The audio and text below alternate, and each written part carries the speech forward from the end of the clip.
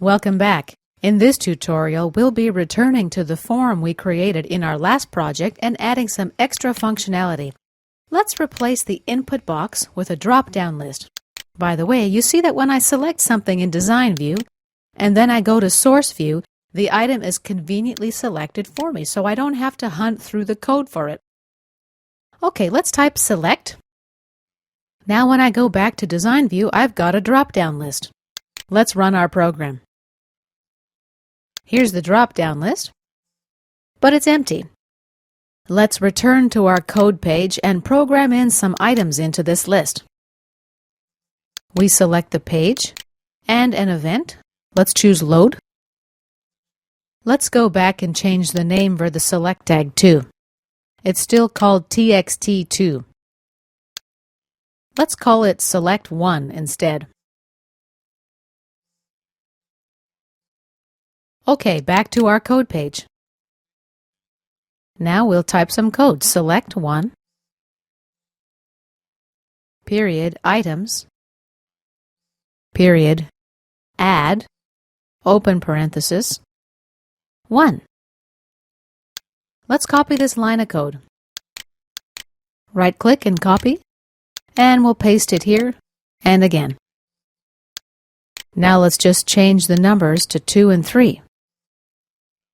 Now when we load our page, the drop-down list will be populated with the 3 items I've coded here, 1, 2, and 3. Let's run our application. We have a problem. I do need to change the name here. I need to rename it Select1. And now it should work. Let's load our page. Connecting. Okay, here we are. Here are our new drop-down options, 1, 2, and 3.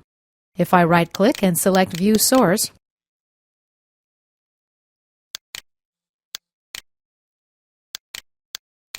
let's go find that part of the code.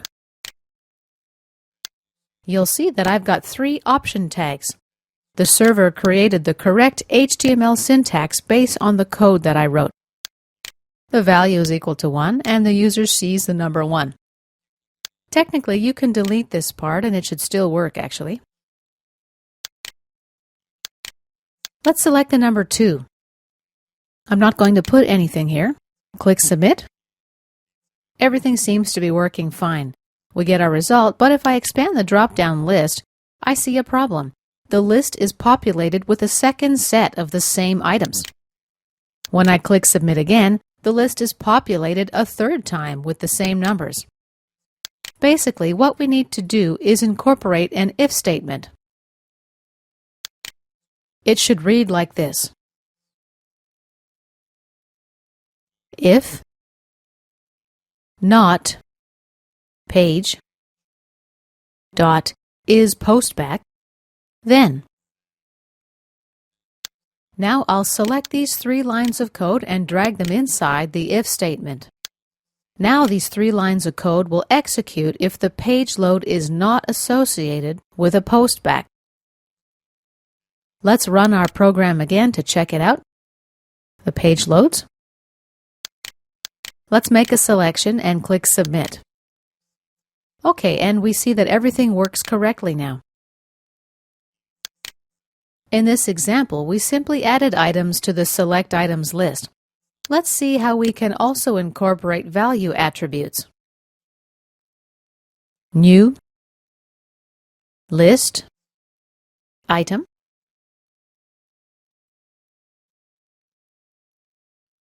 one, comma, 1. And let's right-click and copy this bit of code. And we'll paste it down here. And again here.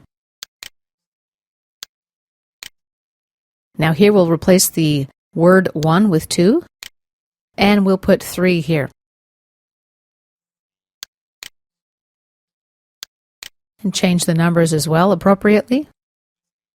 What I've done here is create a list item object for each item in the list.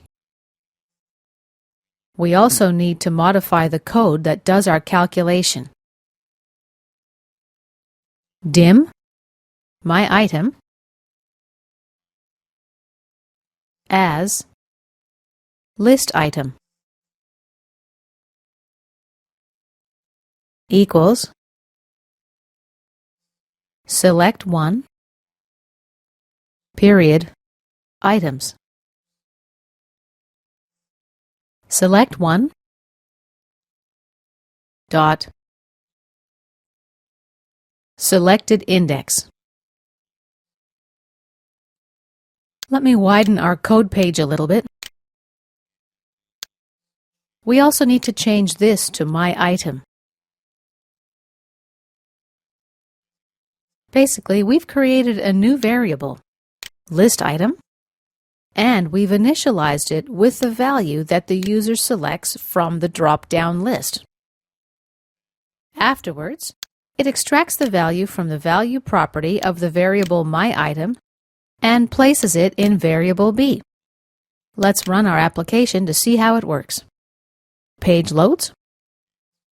Instead of the numbers I saw previously, we've got the words 1, 2, and 3. When I select 2 and click Submit, the number 2 shows. Same thing if I select 3. And now let's test our calculation. Submit. Yes, it works. Now let's check the source code. Right-click, View Source.